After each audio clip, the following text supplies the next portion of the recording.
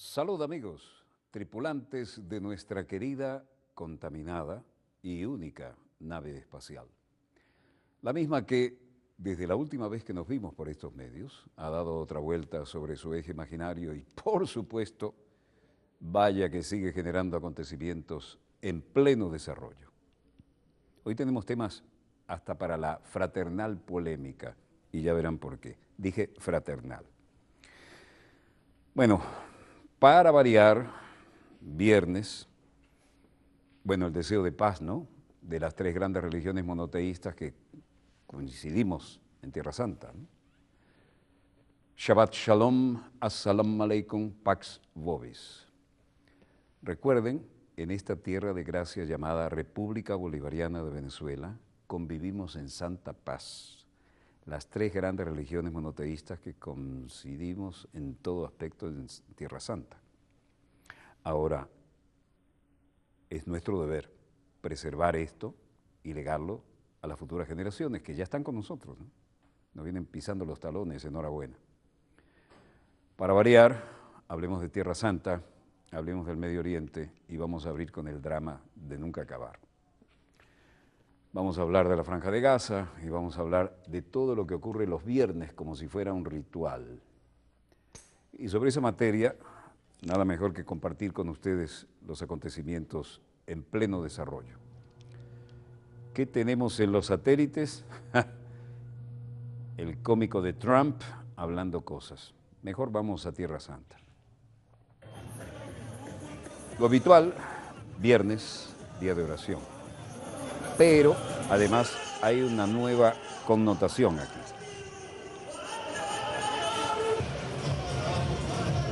El movimiento de la resistencia islámica palestina, Hamas, cumple 28 años de existencia y de lucha y de resistencia armada frente a la ocupación del régimen israelí.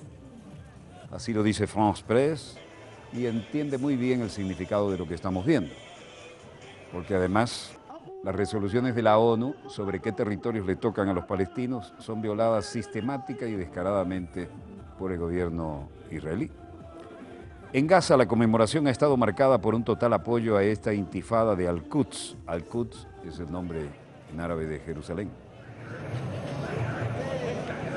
Hamas conmemora en el campo de refugiados más grande de la Franja de Gaza, el campo de Jabalilla, 28 años de existencia como un movimiento palestino, con una marcha multitudinaria que destaca ante cualquier otra celebración. En la marcha, los palestinos señalan con pancartas que Al-Quds está a tiro de piedra, textualmente, cerca de las masas palestinas que siguen resistiendo en esta, la tercera intifada.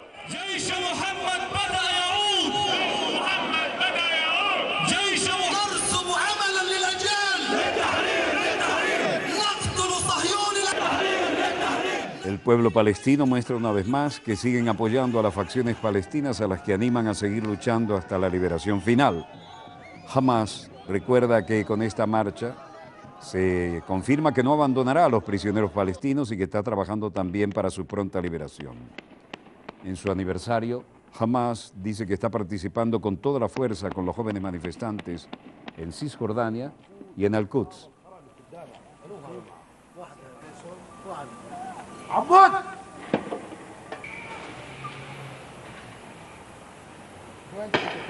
Estamos en las zonas de Belén, tan cara a todos los cristianos del mundo.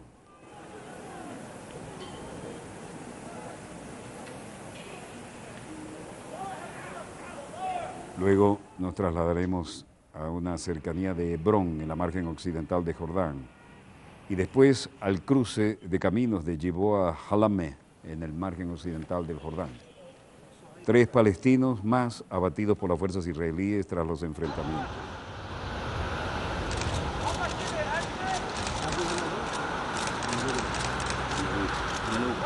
Los enfrentamientos entre palestinos y las fuerzas militares israelíes han dejado 2 muertos más en la ciudad de Hebrón, al sur de Cisjordania, y otro en la Franja de Gaza.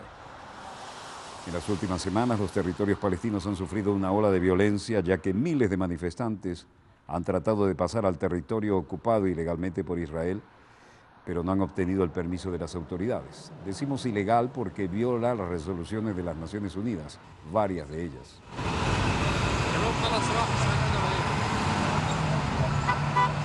Y no hay que olvidar que fue una resolución de las Naciones Unidas la que dio origen al Estado de Israel. O como decimos en criollo, lo que es bueno para el pavo debe ser bueno para la pava. Y eso desde aquí hasta Madrid.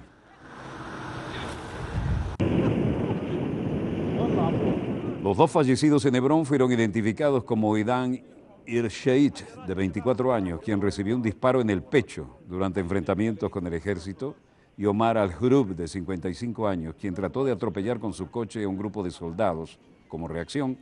Y el tercer fallecido identificado en Gaza es Sami Mahdi, de 41 años, muerto de otro disparo en el pecho. Obviamente se disparó a matar, ¿no? Más de 121 palestinos han muerto desde comienzos de octubre y los más recientes fueron abatidos durante una marcha para conmemorar el 28º aniversario de la creación del movimiento islamista Hamas. Pakistán, lanzamiento importante y significativo de misiles, una locación desconocida. Pakistán prueba su último modelo de misil con capacidad nuclear. Islamabad, Pakistán probó hoy con éxito, como estamos viendo, su misil balístico Shahin-3 con capacidad para aportar ojivas nucleares y con un alcance de 1.708 millas, 2 días después del anuncio de la reanudación del diálogo entre la India y Pakistán. El ensayo tuvo como objetivo revalidar varios parámetros técnicos y de diseño del proyectil, que fue lanzado con punto de impacto en el mar Arábigo, informó en un comunicado la Oficina de Relaciones Públicas del Ejército. Irak, clérigos y tropas. Hoy, día de oración. Karbala.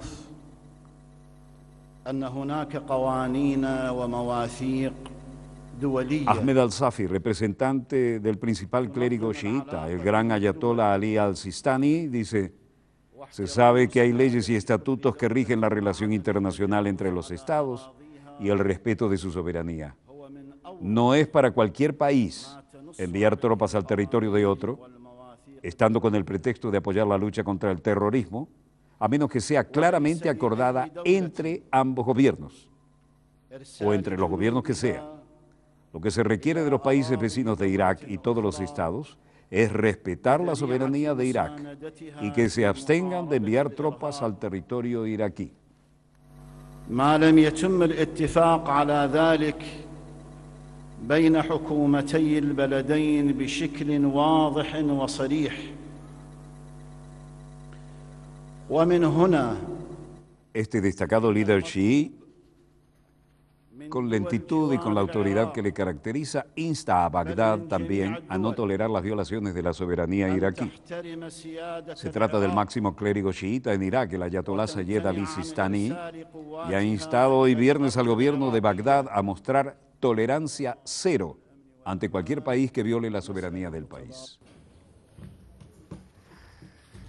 Turquía, vuelve el tema de Irak. Merkezi yönetimi eğer oradan ülkemize yapılacak herhangi bir Recep Tayyip Erdogan, presidente turco. Si el gobierno central de Irak no es capaz de tomar las precauciones necesarias contra cualquier ataque terrorista contra nuestro país, vamos a tomar esas precauciones nosotros mismos.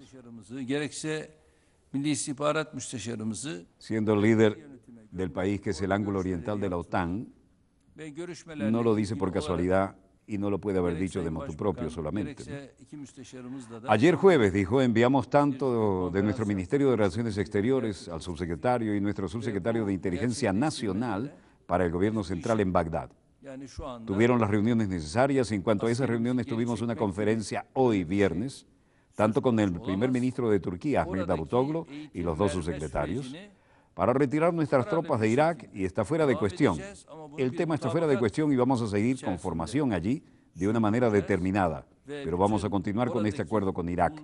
Nuestra presencia allí en Irak no está en capacidad de combate. Erdogan, en suma, no se plantea retirar tropas turcas de Irak. Cuando los kurdos estaban en el norte, vivían controladitos, los sunitas al centro, en Bagdad, y los chiitas al sur, pero estaba Saddam Hussein, que mantenía ese país funcionando en santa paz. Lo que están haciendo estas tropas en Bashika y en el campamento es entrenar, dijo Erdogan en una conferencia de prensa en Ankara la noche del jueves, la que acabamos de mostrarles, y el número de nuestros soldados aumentará o se reducirá según la cantidad de milicianos kurdos que estén siendo entrenados. No se ha planteado su retirada.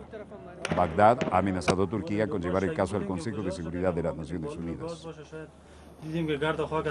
En Afganistán siguen los ataques. Najibullah Ahmadi, este hombre que maneja un comercio, dije, yo estaba dentro de la tienda cuando la explosión ocurrió y pensé que era de un balón de gas. Entonces vi que el polvo venía de la parte posterior de una panadería y no sé dónde fue la explosión. Solo vi heridos que podían salir en malas condiciones de allí. En suma, hubo ataques con bombas y disparos cerca de la embajada de España en Kabul. En Rumania, y Rumania es hablar del Mar Negro, Vasili Nevencia, vicecanciller de Rusia, decía: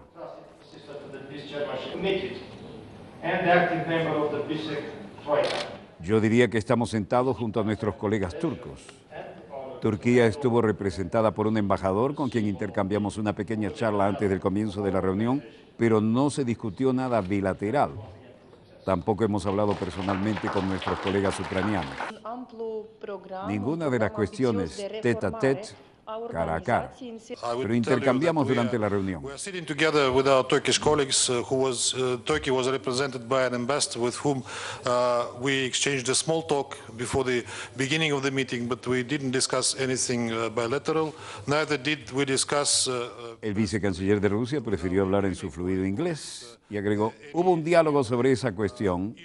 Parte ucraniana utiliza esa oportunidad para llegar a su conocida posición, con la que se trata de forma relevante y sin venir a cuento en cualquier reunión, ya sea en la ONU, en la Organización para la Seguridad y la Cooperación Europea o en cualquier otro lugar.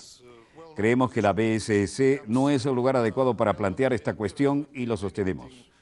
Be it UN OSCE or elsewhere, we think that BSEC is not the right place to raise this issue. La ministra moldava de Relaciones Exteriores, Natalia German, contestaba: consideramos que no hay nada sobre el comercio de las sanciones comerciales tampoco que la Federación de Rusia ha introducido en contra de la República de Moldavia en el momento en que Moldavia ha concluido las negociaciones, firmando y ratificando el acuerdo de asociación, y profundizamos una amplia zona de libre comercio entre la República de Moldavia y la Unión Europea. Eso fue un estado de ánimo muy contraproducente, créanme. Moldavia no hace nada para provocar sanciones económicas y comerciales de la Federación de Rusia.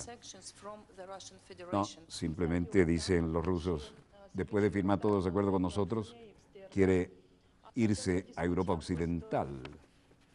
La jefa de la diplomacia de Moldavia, a la que acabamos de escuchar, declara que hay que promover las conversaciones con Rusia y que no quieren que esto escale, ¿no?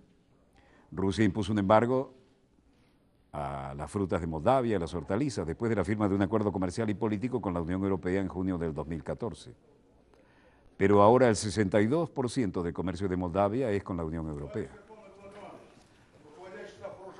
Mientras tanto, en Moscú, Vladimir Vladimirovich Putin recibe novedades del alto mando militar y dice: Товарищи офицеры!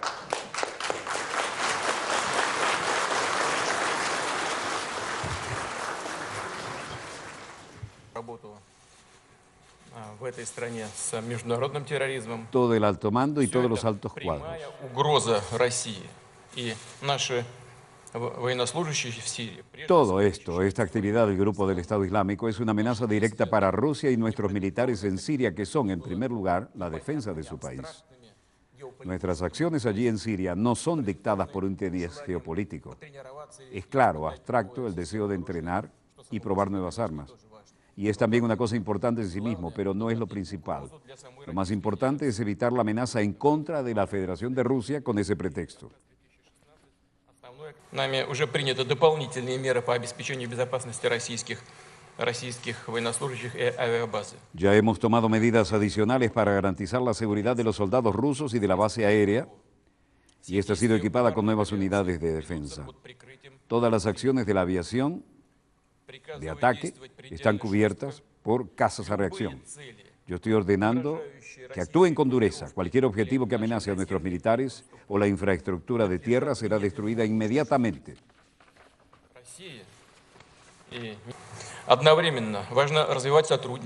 Al mismo tiempo, es importante el desarrollo de la cooperación con todos los países que son, de hecho, países interesados en la liquidación de los terroristas, y me refiero al contacto proporcionando seguridad de vuelo, tanto con Israel como con la coalición liderada por Estados Unidos.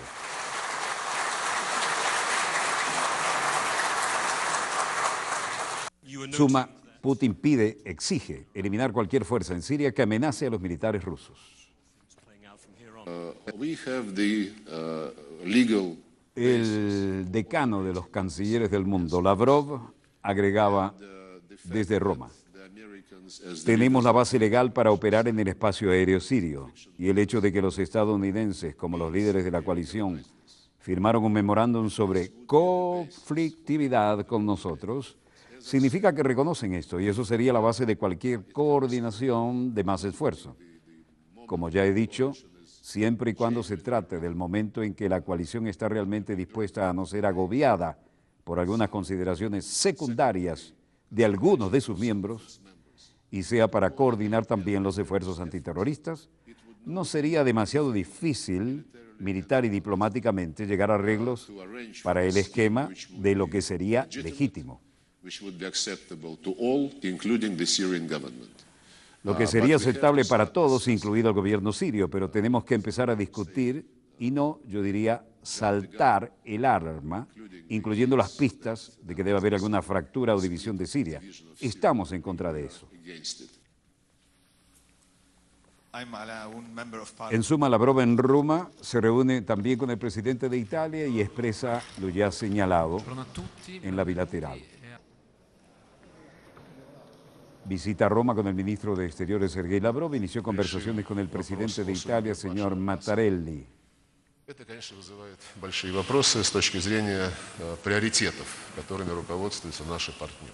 Para decidir el destino del presidente sirio Bashar al-Assad, decía respondiendo una pregunta, eso es por supuesto lo que plantea una gran pregunta, y hay una gran zona gris entre nuestro punto de vista y el de nuestros socios.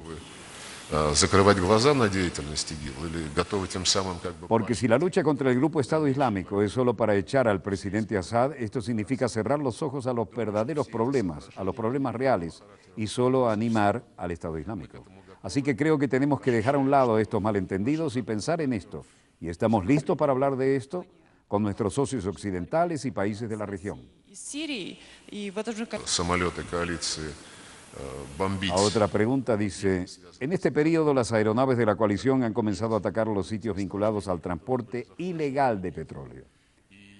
Creo que además de la expansión real física de la coalición, también tenemos que prestar atención a la calidad del trabajo que se está llevando a cabo. Es cierto que hay yacimientos de petróleo, hay sitios ilegales donde refinan petróleo. También hay quienes financian esta actividad y también hay financiación que ayuda y está destinada a sostener directamente a los terroristas. Y también hay proveedores de armas. De hecho, hace poco Amnistía Internacional ha traído a nuestra atención la necesidad de comprobar estos proveedores y creemos que es muy importante cerrar la frontera entre Siria y Turquía, lo subrayó, para evitar este tráfico ilegal. Перекрыть для незаконного трафика в обе стороны сирийско-турецкую границу.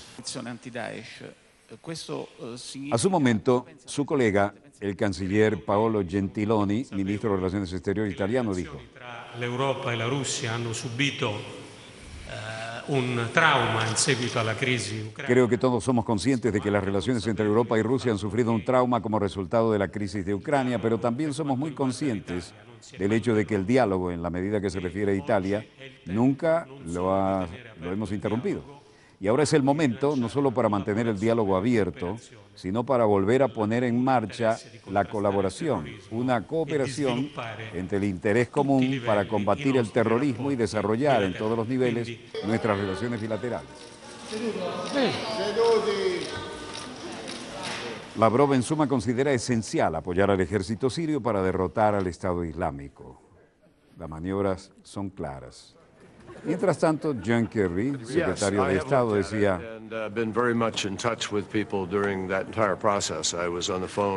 sí, he mirado y he estado muy en contacto con la gente durante todo este proceso. Yo he estado hablando por teléfono con muchos de los jugadores en este escenario ayer. Hablé con Mohammed bin Salman y Abdel Al-Jubeir anoche. Estoy hablando de nuevo con Abdel Al-Jubeir esta mañana porque hemos tenido la oportunidad de revisar los temas.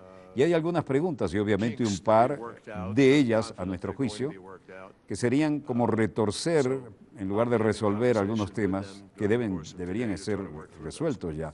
Así que voy a tener conversaciones con ellos durante el transcurso de hoy para tratar de trabajar con ellos y a través de esta agenda.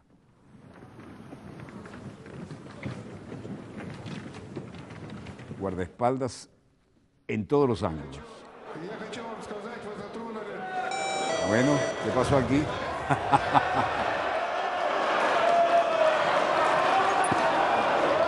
Parlamento ucraniano.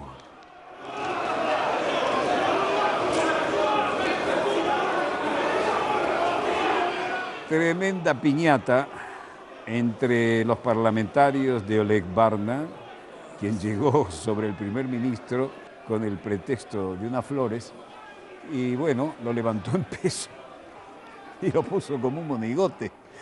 Eso fue fuerte para la imagen de aquellos que tienen mantenido a este líder un poco en un ala y una plegaria, ¿no?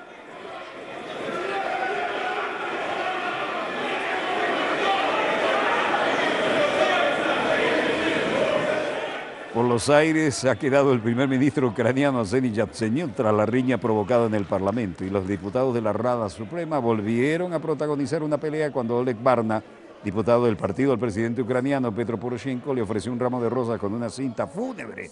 La cinta era fúnebre y lo levantó en peso.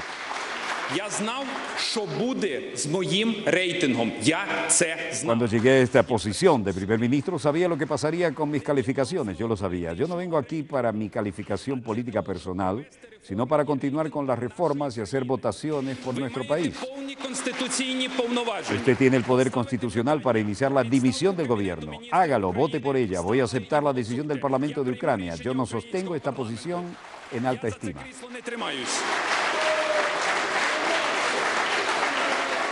Y luego agregó: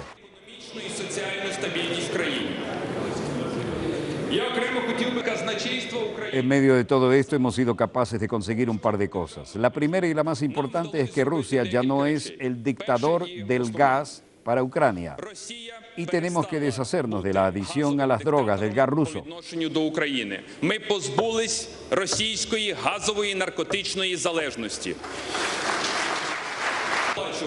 Dira Setensko, residente de Kiev, podría ser considerado un ciudadano cualquiera, pero tenía voz cantante y dijo: absolutamente nada ha cambiado desde que el expresidente Viktor Yanukovych hasta ahora.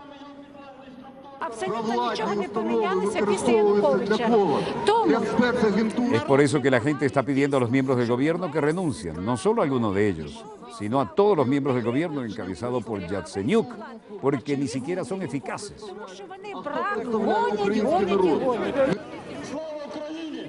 Bueno, después de esta pelea protagonizada en el Parlamento, los diputados de la Rada Suprema volvieron a protagonizar encontronazos, ¿no? Y aquí, por lo menos los proyectiles eran comestibles, ¿no? Algunos legisladores del Frente Popular apartaron inmediatamente a Barna y lo golpearon en repetidas ocasiones hasta dejarlo en el suelo. La impunidad que sufre el jefe del Ejecutivo ucraniano actualmente ha sido aprovechado por Barna, que inició una recolecta de firmas para pedir la renuncia de este. Mientras tanto, la reacción de la Cancillería china, siempre importante en la diaria rueda de prensa a través de su vocera, Hua Qingyu, decía: Se refería a Corea y dijo, tanto del norte como del sur son vecinos cercanos de China y China los apoya constantemente para mejorar las relaciones bilaterales y promover la reconciliación y la cooperación a través del diálogo a fin de hacer una contribución positiva a la paz y la estabilidad de la península de Corea. Esperamos que el diálogo intergubernamental entre Corea del Norte y del Sur se ejecute sin problemas y logre resultados positivos. Bueno, súper avión oficialísimo, preparativos.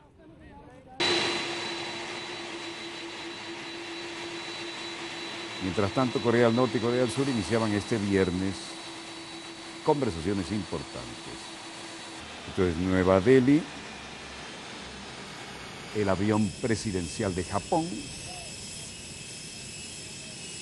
y el ministro Shinzo Abe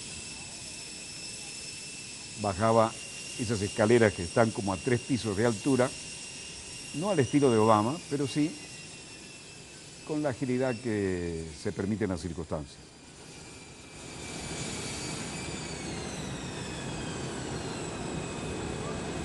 El premier japonés, recibido con todos los honores en la India, y firmarán un acuerdo para lazos estratégicos.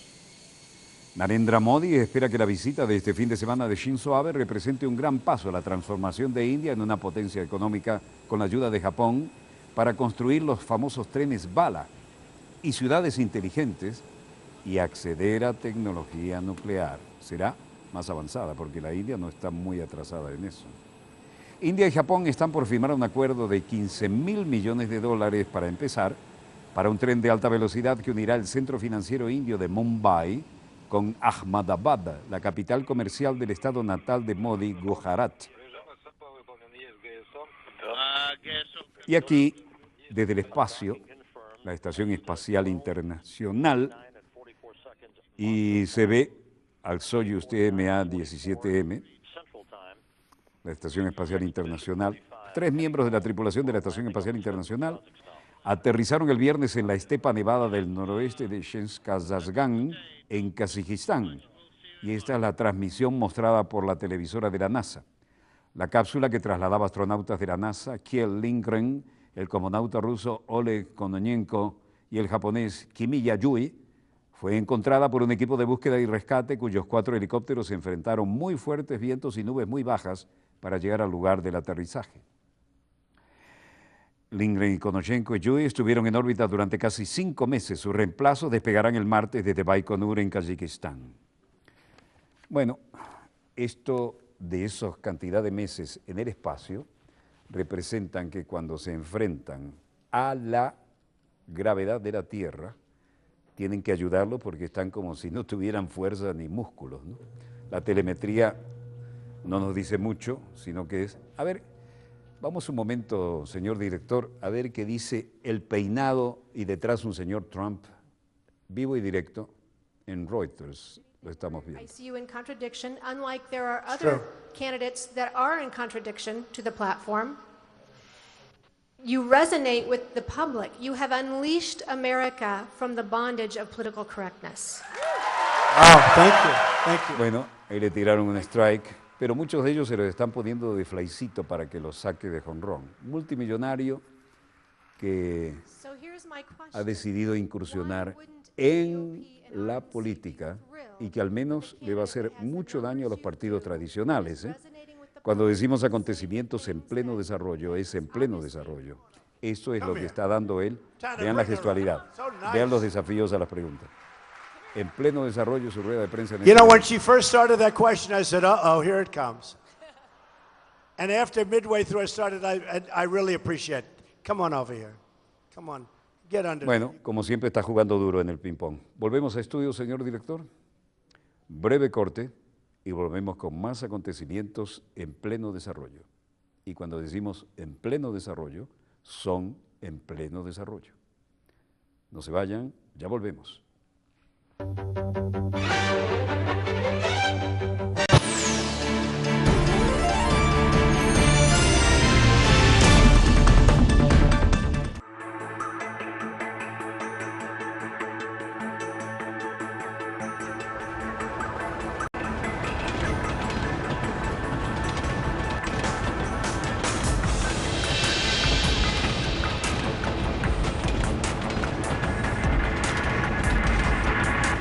Tras el telón, México, cárcel de migrantes. Lunes, solo por Telesur. Minuto a minuto, el planeta pierde recursos indispensables para la humanidad.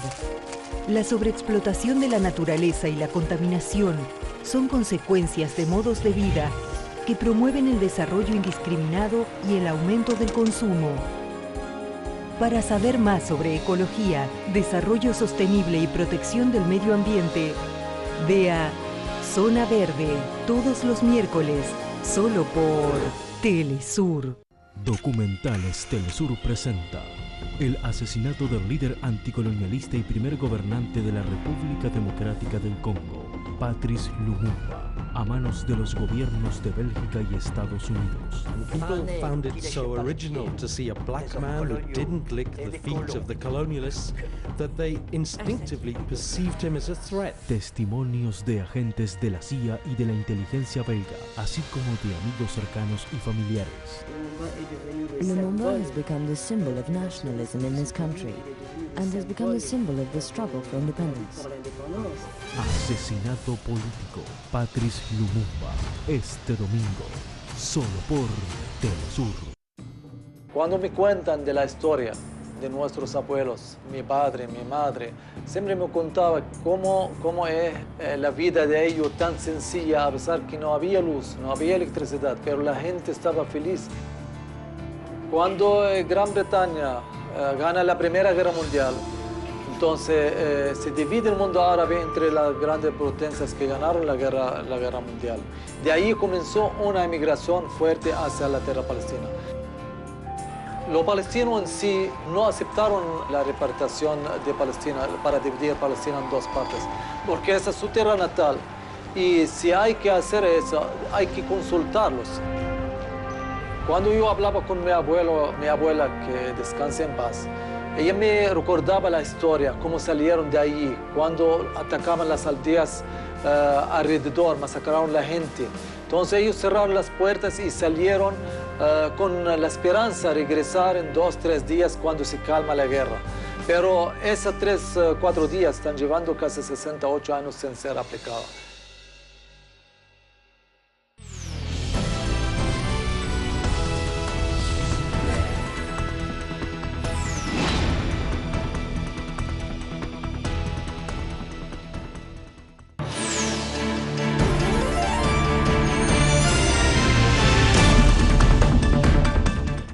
Volvemos con más acontecimientos en pleno desarrollo y acabo de recibir una simpática nota que quiero compartir con ustedes. Se encuentra presente en el estudio el reverendo padre Luis Humberto Molina, muy conocida en esta pantalla y muy querido por todo el personal de esta televisora venezolana de televisión, sacerdote de la diócesis de Los Teques. De paso, un saludo al Colegio San José de Los Teques, muy parecido de alguna manera al Colegio Pío de Uruguay, aunque el Colegio Pío de Uruguay era de 1877, no tiene la seniority en eso. Y el padre Luis Humberto Molina es capellán general de prisiones del Ministerio del Poder Popular para el Servicio de Prisiones. Pues aquí no se les priva no solo de lo necesario material, sino tampoco se les priva del auxilio espiritual a todos ellos, ¿no? Y ahí hay una labor que hay que ver la profundidad que tiene. Sigue hablando el señor Trump. A ver, señor director, vamos a mostrarlo. Mr. Trump, how does it feel? I said, how does what feel? How does it feel? What you've done has never, ever been done before. Se ha vuelto un histriónico que le da un dolor de cabeza muy grande a los partidos tradicionales. Y aparte de que su peinado es una obra de arquitectura como lo caracteriza, este hombre no necesita pedirle favores a nadie para que le paguen la campaña. Y tiene todo un nicho. Esto va a patear muchas estrategias de demócratas y republicanos. Bueno, volvemos a estudio, señor director. Señor coordinador, gracias por la nota, por el distinguido visitante. Y volvemos a la vieja Europa. Todo lo que tiene que ver con el ámbito europeo, en muchos aspectos pasa por Suiza, ¿no? Y ahora vamos a iniciar el segundo bloque, como de costumbre lo hemos modificado sobre la marcha. Veo un anuncio de uno de nuestros servicios satélites. No, no mejora lo que tenemos en la pauta. Si así fuera, lo bajaríamos de inmediato, en vivo y en directo, como es costumbre. Acontecimientos en pleno desarrollo. Ginebra. Amenaza sobre Ginebra. Imagínense eso. Suiza ahora tiene su cuota, por lo menos de temor, ante amenazas de terrorismo. Catherine Giraud, que vive en Ginebra, después de toda esta forma en que se han despachado los medios, diciendo Ginebra ahora es la que está bajo la amenaza del terrorismo. Por lo menos los periódicos en francés dicen una amenaza sobre Ginebra. Estamos tratando de trabajar normalmente, seguir contando con nuestra vida normal, pero la amenaza terrorista es una especie de espada de Damocles sobre nuestras cabezas y es para todo el mundo, todo el mundo. No hay razón por la cual Suiza deba escatimar esfuerzos en preservar esto. Luego, Manuel Antonio, que vive en Ginebra, dice: Mais il faut continuer à vivre. Il faut pas avoir peur, quoi. Es inusual una alerta terrorista aquí. Es la primera vez que oímos algo así, pero debemos seguir viviendo, no debemos tener miedo. Florian Poupenin, de 29 años, de Lausanne, que trabaja en Ginebra, dice a su vez, que está la representación diplomática de Estados Unidos.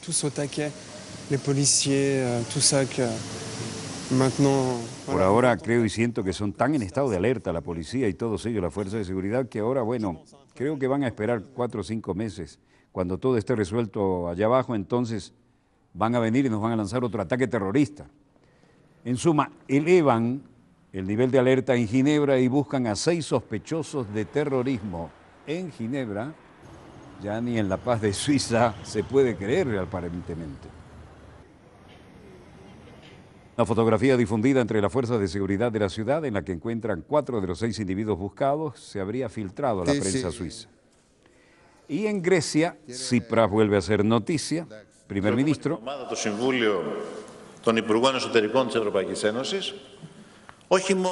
La semana pasada los ministros de Exteriores de la Unión Europea no solo no amenazaban a Grecia o mostraban que el camino para salir de Schengen, como algunos de ustedes aquí han determinado que sucedería. Por el contrario, se facilitaron normalmente a Grecia porque, independientemente de las dificultades causadas por la gran cantidad de refugiados y los migrantes y la situación económica de Grecia, seguimos cumpliendo con las obligaciones con un esfuerzo sobrehumano. Schengen es el espacio europeo, ¿no? No entraremos aquí en detalles.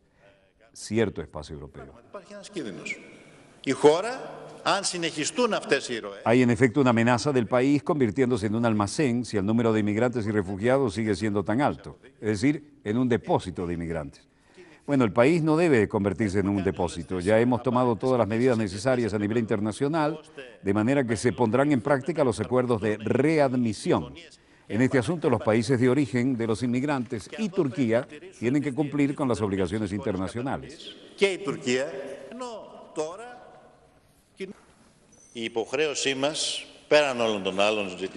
Además de las cuestiones de moralidad, la humanidad, la solidaridad, nuestra obligación internacional con respecto a Schengen, el espacio Schengen en Europa, y nuestra obligación mundial para ayudar sustancialmente con la resolución del terrorismo a través de registro e identificación, esto es importante, que desde el momento que ellos, los refugiados y los inmigrantes, son rescatados y llevados a suelo europeo, los identifiquemos muy bien por razones de seguridad.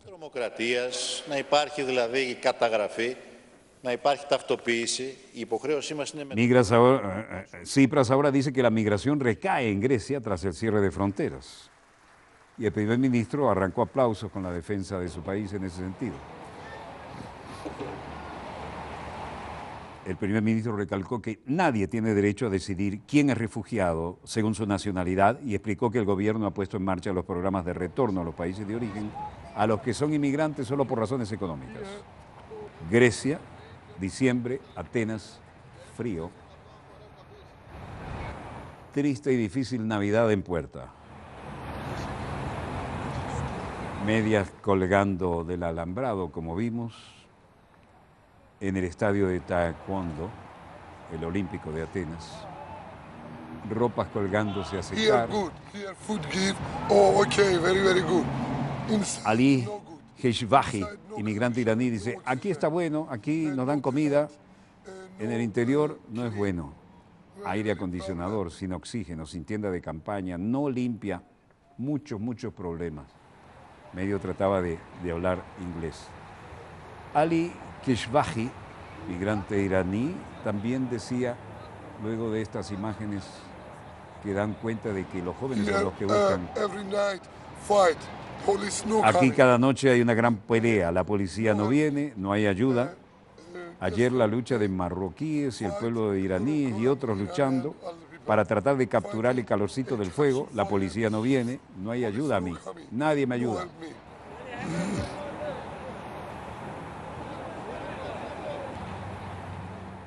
Luego, parece que este es el hombre que estaba dispuesto a hablar y le han dedicado 3 sonidos en el satélite internacional, pero vean que cada quien... Macedonia, acampar, frontera, policía, todos los periodistas salir a la calle, habla un inglés machucado, ¿no? Todas las Naciones Unidas salir a la calle, llegando al campamento, bastonazo, vaya. Yo voy a la madre y los hermanos y los amigos a pelear, luchando. Nos bastonazos, nos tiran gas. A mí, yo no soy terrorista. Bueno, todo esto porque todos los inmigrantes están siendo registrados en Grecia, y eso lo aseguró Tsipras ante el Parlamento. Este verano Grecia se vio sorprendida por la amplitud del flujo migratorio desde las costas turcas del Egeo, pero desde septiembre no hay una sola persona que llegue que no sea registrada, afirmó el primer ministro en el Parlamento, respondiendo a la sesión de preguntas, como les mostramos en la noticia anterior. Italia, Unión Europea, inmigrantes, Roma. Dimitris Avramopoulos, comisario europeo para la migración, dice, las autoridades nacionales, a pesar de que tratan de hacer lo mejor posible con el fin de gestionar la migración y los refugiados corrientes, que no estaban preparados para eso. Realmente nadie estaba preparado para esta ola de inmigrantes. Necesitamos algo más completo, algo mejor estructurado.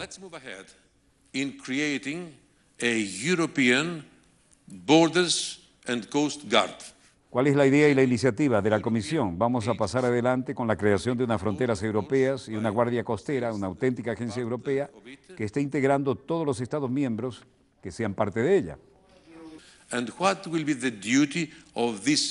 ¿Y cuál es el deber de estos policías europeos? ¿Cuál debe ser? Si puedo definirlo así.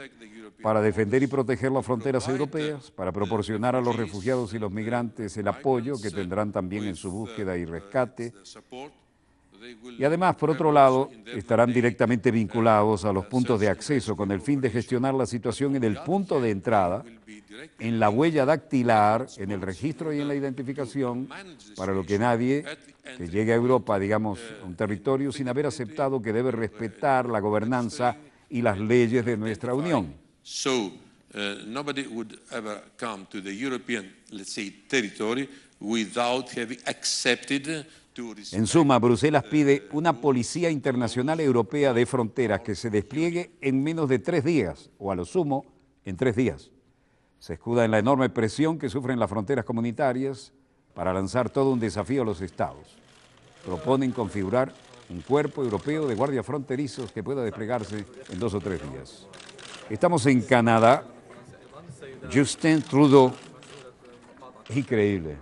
El extraordinario Pierre Trudeau, que era el padre de este muchacho, cuando lo conocí era un niñito y ya es el heredero político de su padre, Justin Trudeau.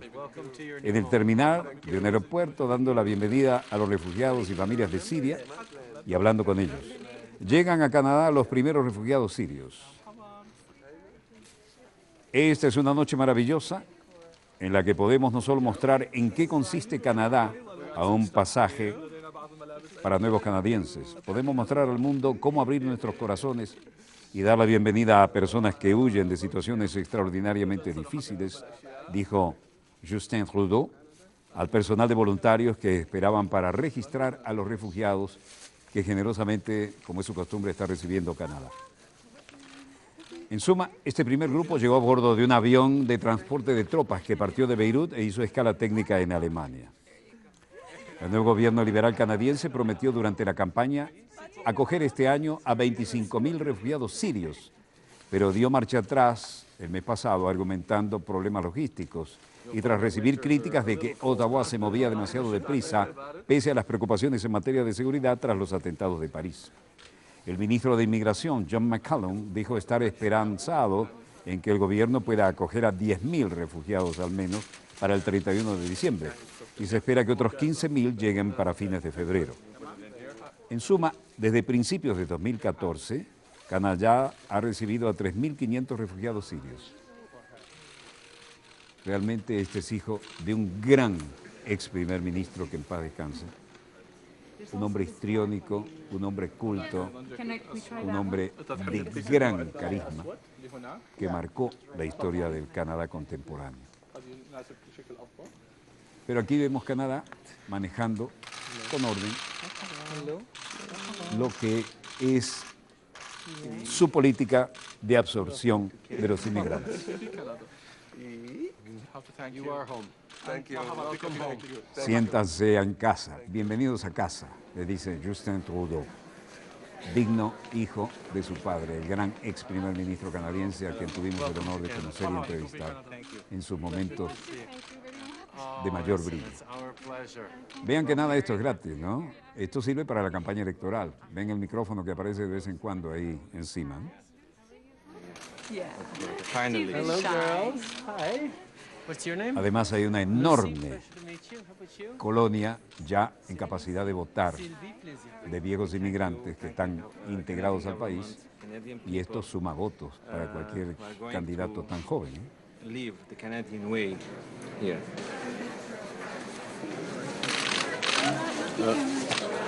Think this is too big. Yeah. En todo caso, vean lo que hace Canadá frente a las reacciones de Europa, ¿eh? Muy interesante la conducta en este país. Y aquí tal vez estemos viendo a un nuevo primer ministro pese a su juventud. Tiene la escuela, tiene la política en los genes. Su padre fue un gran primer ministro que marcó una época. Y era quebecois, del Canadá, francoparlante, pero allá todo el mundo habla inglés y francés, como mínimo. Atención a esto. Tren de pasajeros chocó un camión en la República Checa. Hay gente que no entiende las señales o no las quiere entender. Brutal, ¿no? Tren de pasajeros chocó contra un camión en un cruce ferroviario y todo fue captado, obviamente, por la cámara de seguridad. El aparatoso choque ocurrió cuando el camión no respetó las luces rojas y cruzó las vías sin poder evitar la colisión del tren, que no se puede frenar como un vehículo de 4 ruedas, ¿no? Bueno, Laurent Fabius, ministro de Relaciones Exteriores de Francia, presidente de la COP21.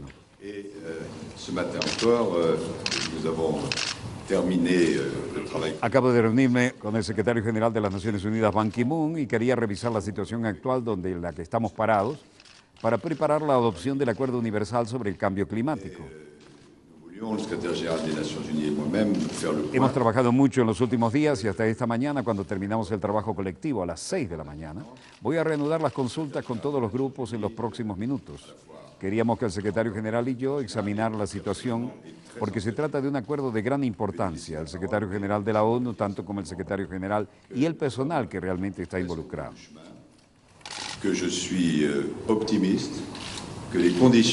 Estamos casi al final del túnel y soy muy optimista de que las condiciones de preparación de este ambicioso acuerdo han sido realmente buenas para el final de las consultas. Podré, mañana por la mañana a las 9, presentar un texto y estoy seguro que será aprobado y será un gran paso adelante para la humanidad.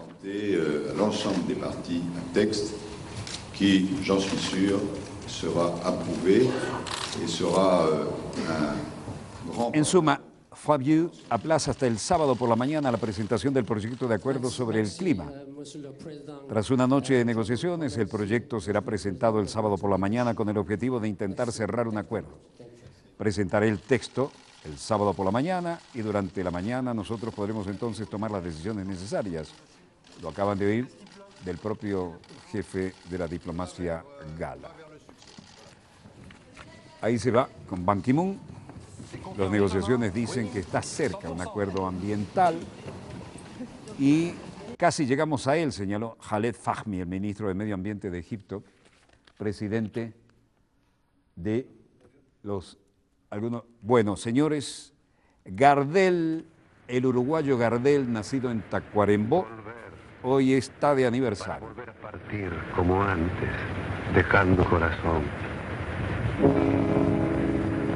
Suave vino el parpadeo de las luces que a lo lejos van marcando mi retorno.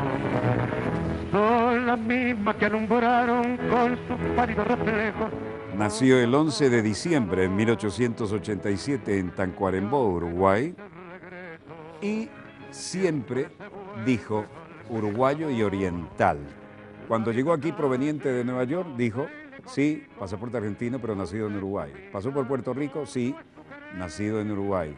Llegó aquí y le cantó al general Juan Vicente Gómez y dijo, sí, nacido en Uruguay. Por supuesto, y ahora les cuento la historia. Volver, con la frente marchita, las nieves del tiempo platearon mi sien. Sentir que es un soplo la vida, que 20 años no es nada, que febril la mirada, errante en la sombra te busca y te nombra. Vivir con el alma aferrada a un dulce recuerdo que solo será ver. Tengo miedo del encuentro con el pasado que vuelve a enfrentarse con mi vida. Tengo miedo de las noches que pobladas de recuerdos encadenen mi soñar. Pero el viajero que huye, tarde o temprano detiene su andar.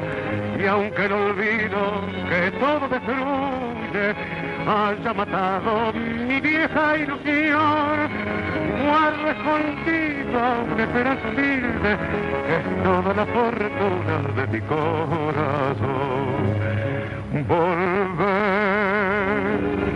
con la frente marchita, las nieves del tiempo platearon mi piel. Sentir que es un soplo la vida, que 20 años no es nada, que febril la mirada, errante en las sombras te busca y te nombra. Vivir con el alma aferrada a un dulce recuerdo que lloro otra vez.